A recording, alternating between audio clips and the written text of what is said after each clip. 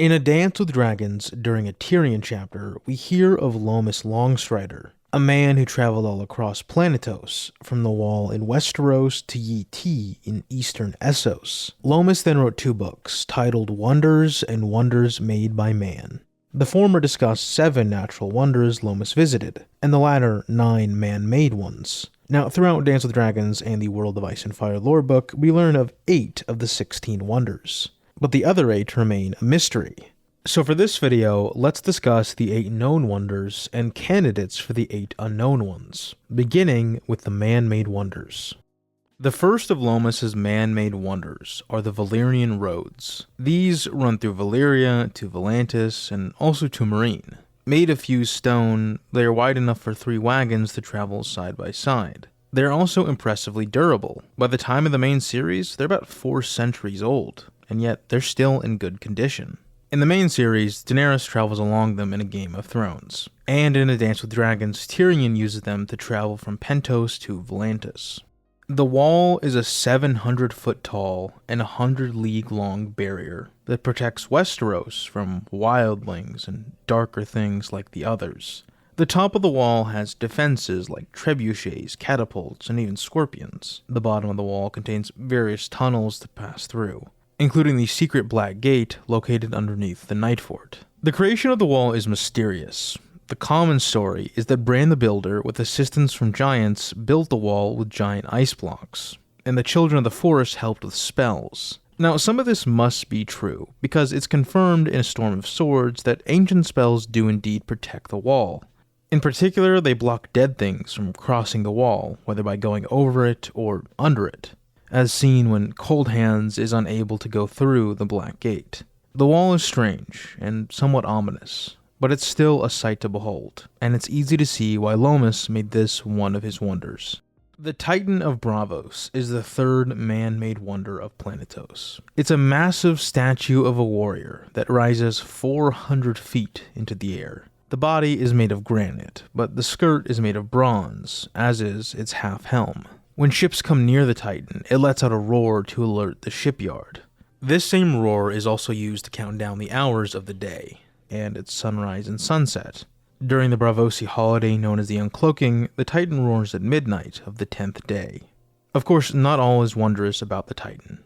This is a world where armies often clash and cities are sacked, so the Titan comes with its own defensive features. These include murder holes, where soldiers can drop burning pitch or stones onto enemy ships. There's also plenty of arrow slits for archers. The triple walls of Qarth are, as the name tells us, 3 sets of walls that guard Qarth from all that would do the city harm. The outermost wall is red sandstone and 30 feet high. Across its surface are drawings of animals, snakes slithering, kites flying, fish swimming, intermingled with wolves of the Red Waste and striped zorses and monstrous elephants. The second wall is made of granite. It stands 40 feet tall and has scenes of war. The clash of sword and shield and spear, arrows in flight, heroes at battle, and babes being butchered, pyres of the dead. The innermost wall is made of black marble and stands 50 feet tall. It contains scenes of lovemaking, none of which are specified, but they're lewd enough to make Daenerys blush. The 3 bells of Norvos are, as you might have guessed, 3 bells that exist in Norvos. They're named Noom, Nara, and Nile, and they dictate the life of the Norvoshi population. The bells tell them when to pray, when to eat, rest, work, take up arms, and supposedly when to have sex. The bells even have their own individual sounds. Noom is said to have a deep sound, Nora a strong sound, and Nile a higher-pitched one. The Long Bridge of Volantis is a large bridge that connects the 2 halves of Volantis that are split by the Roine River. Like the Valyrian roads mentioned earlier, the bridge was built by the Freehold, with the same fused stone as well. It's wide enough for 2 wagons to just pass by side. And just like the old London Bridge in our world, the Long Bridge of Volantis has buildings on it, from weavers, lace makers, glass blowers, candle makers, smiths, spice merchants, leatherworkers, and fishwives. At its center, the heads of executed criminals hang down from iron stanchions, with tablets below them explaining their crimes. The gateway to the bridge is a black stone arch carved with sphinxes, manticores, dragons, and creatures stranger still. The palace with 1,000 rooms was the home of the High King of the Sarnor, We're not given a description of the palace, but one can only imagine its decadence if it was worthy of being a wonder of the world. Sadly, during the Century of Blood, the era that came after the Doom of Valyria, Sarnor was invaded by the Dothraki, and the palace with 1,000 rooms was burnt down after the battle known as the Field of Crows. A battle so catastrophic, it said that 100,000 men died during it. Those are all the known man-made wonders. Since there are 9 wonders and we've covered 7, that means there are 2 left. So let's move on to some potential candidates for those last 2 slots. One option is Hightower. Located in Oldtown, Hightower is the tallest tower in the known world. Although its exact height isn't given, we know it's taller than the wall. Both a fortress and a lighthouse, it sits atop a small island called Battle Isle in the center of Oldtown. The lowest level of Hightower is a fortress of black stone. This appears to be the same black stone that is located in many other locations around Planetos, such as buildings in Ashai or the 5 forts near Yee. It's unknown what exactly the black stone is or who built it, though it was likely the Valyrians. The blackstone portion of the High Tower is several thousand years older than the rest of the building. The upper parts of High Tower were built by the High Tower ancestors. There were at least 5 previous towers before the one known today was completed. The first of which was a 50-foot tall wooden tower, which was later followed by taller wooden ones. The 5th tower was a 200-stone-foot one that was said to be designed by Bran the Builder, though others claim it was a son of Bran the Builder, who was also named Brandon. The interior of the High Tower contains gloomy halls, vaults, and chambers in its blackstone section. Underneath them are deep vaults. The top of the tower contains the apartments of the Lord of Hightower, who is currently Leighton Hightower, who has not descended from Hightower in over a decade. The 5 forts are 5 massive fortresses that sit on the northeastern border of Yee. We do not know the name or the specifics of these forts, but they are said to be able to house 10,000 men each, and each fort is made of mysterious black stone that reaches 1,000 feet high. Today, the forts primarily protect Yee from raiders who emerge from the Great Waste, a similar story to the Wall in Westeros, which by the time of the books is primarily used as a defense against wildlings. Some fans have theorized that the 5 forts were built, just like the Wall, as a defense against the others. This is seemingly supported by the fact that some legends claim that the 5 forts were built to defend the great empire of the Dawn against demons, but this has never been officially confirmed. The Great Pyramid of Gis is another likely candidate for being a wonder. We know that Lomas Longstrider visited there, but even by Lomas' time, it was in ruins. The Great Pyramid of Gis soared over 800 feet and had 33 floors, a number sacred to the Giscari gods. During the last war between Valyria and Gis, it was destroyed by the Valyrian army, and from then on became colossal ruins that only housed bats and spiders. This is likely to be one of the unknown wonders. It's very clearly a reference to the real-world Great Pyramid of Giza, one of the ancient wonders of the world. Chroyane is a ruined city that sits on the shores of the Sorrows, a section of the Roine River which is full of those poor souls infected with grayscale, some of whom have become stone men.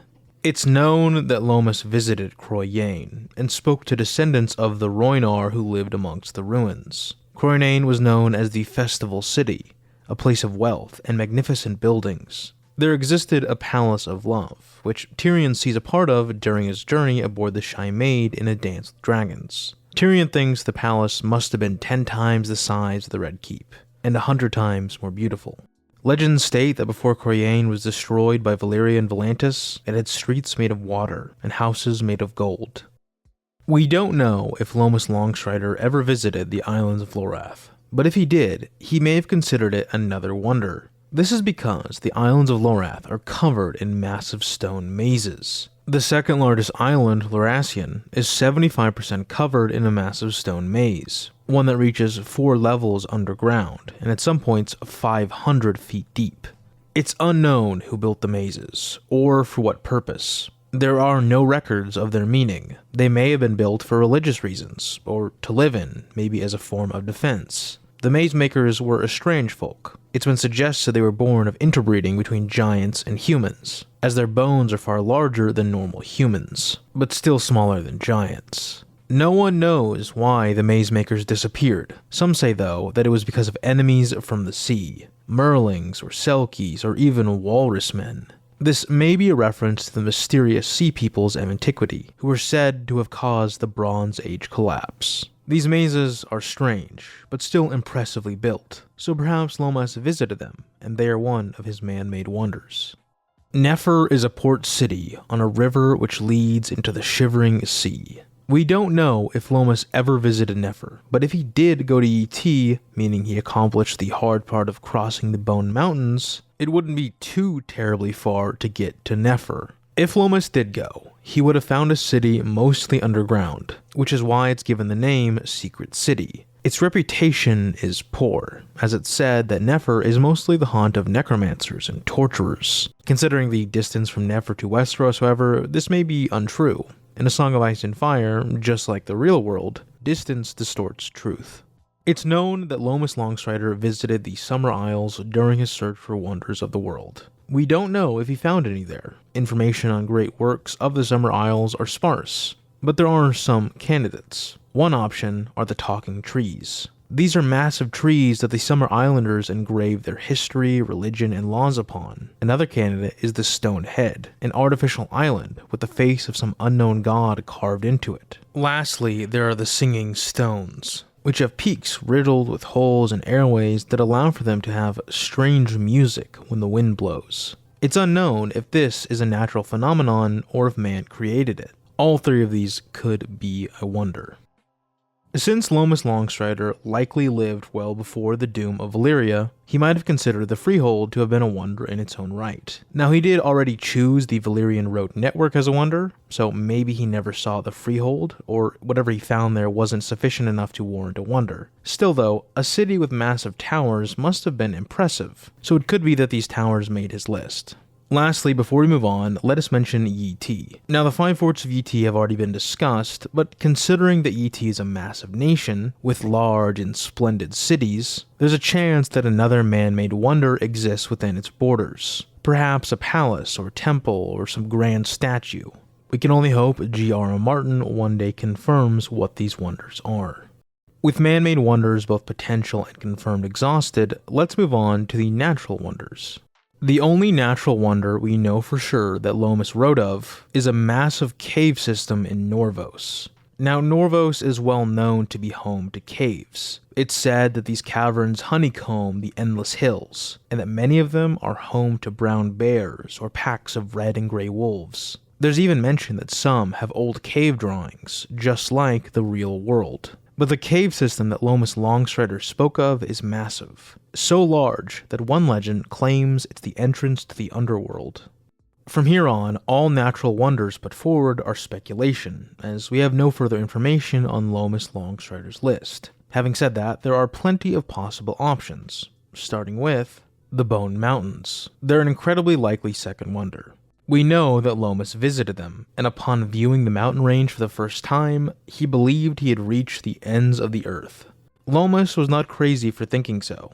The Bone Mountains lie in central Essos, and are the definitive barrier between western Essos and eastern Essos. They are the tallest mountain range in the known world, and stretch from the Jade Sea to the Shivering Sea. That's over 500 leagues north to south. And from east to west, it's 100 leagues wide. The mountains are unforgiving. It's said the more northern ones are covered in snow, but in the south, it's sand. Between these two extremes of nature, there are massive rivers that rush through canyons, and caves hidden in the mountains that open up to massive caverns and underground seas. Despite the intimidating nature of the geography, there are ways through.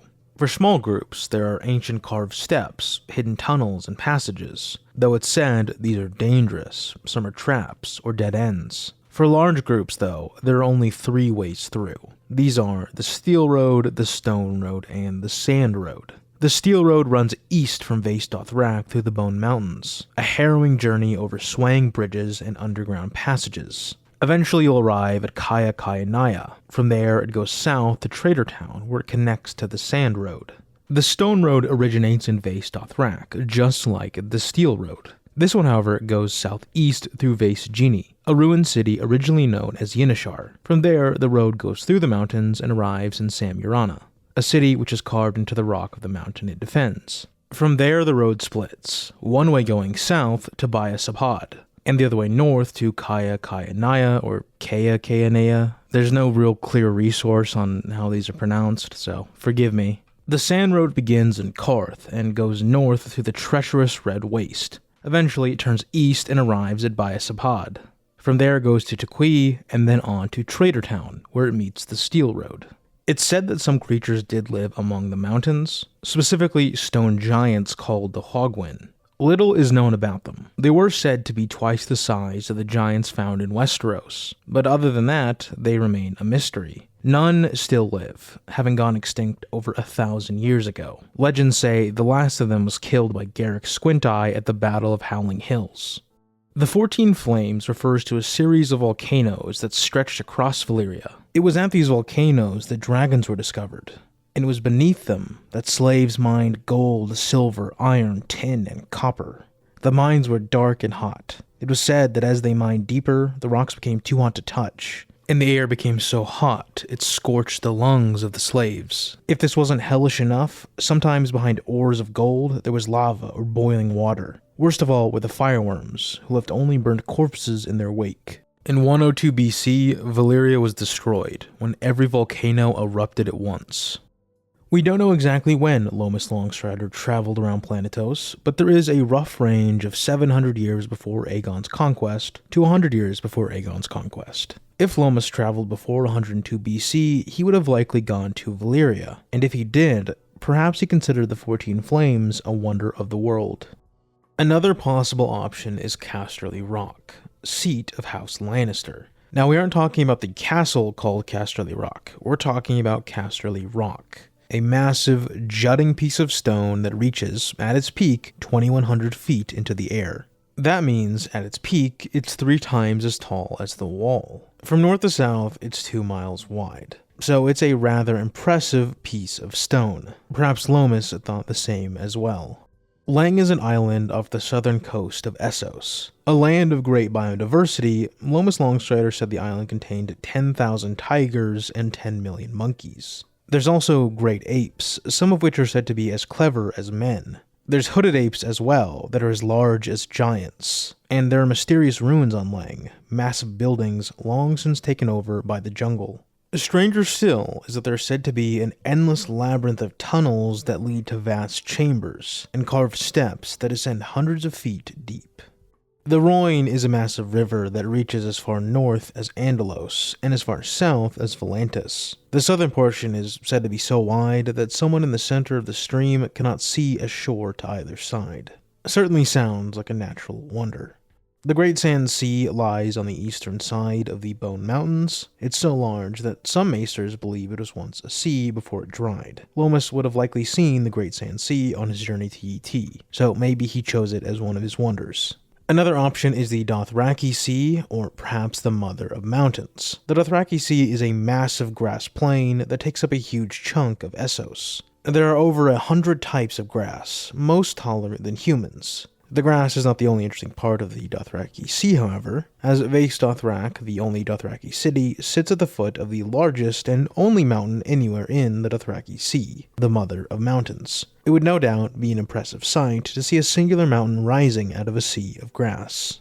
The Forest of Qohor is the largest forest in Essos. It takes 2 weeks to cross the dark and primordial forest, and the trees are said to be massive, with trunks as wide as city gates. The Giant's Lance is the tallest peak of the Mountains of the Moon, located in the Vale. It's here that the Eyrie is built, where Sweet Robin lives, where Lisa lived, and where Tyrion had his trial. Of course, this is the natural wonders section, so we'll be ignoring the Eyrie entirely. The Giant's Lance rises up 3.5 miles above the valley below, so it would certainly make an impression. We aren't sure if Lomas Longstrider ever visited the Vale, but he was Westerosi, so he surely was aware of the Giant's Lance. So perhaps this is one of his wonders.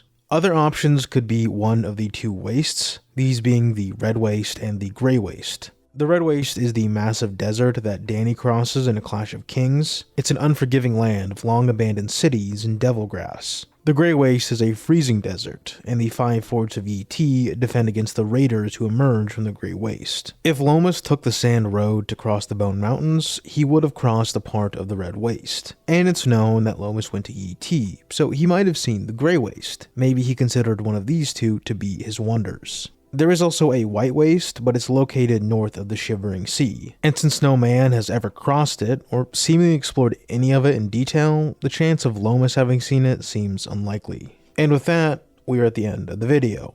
Hopefully one day G.R. Martin reveals all the unknown wonders that Lomas Longstrider wrote of. But until then, thank you for watching.